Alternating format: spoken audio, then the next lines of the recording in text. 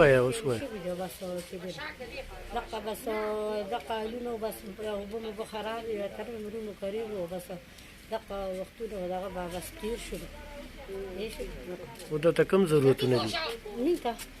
مینته خو اوس مونږ وایو چې د اوبه راته لږې پاکې شي مونږ د جومات نه اوبه راوړو مونږ وایو چې د اوبه راته پاکې شي ډېر زیات راته د اوبو تکلیف ته د اوبو نه راته روغ جراثیم جوړېږي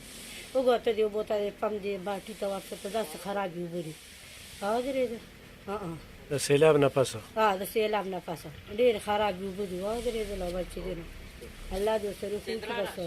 چې سره هغه هغه راسره د خلکو کړي دي اوس هم شکر دی چې دوی بچې څوک خپلې کوڅې له راشي هر څه کوي چې نه داسې نو بس هغه هر څه ځان ته کوي صحیح شو ډېره مننه کتونکو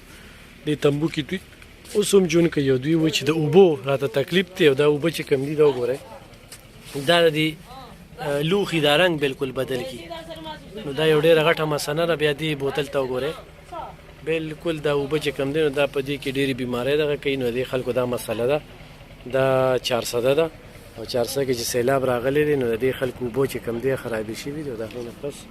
دلته کې دا ژوند کوي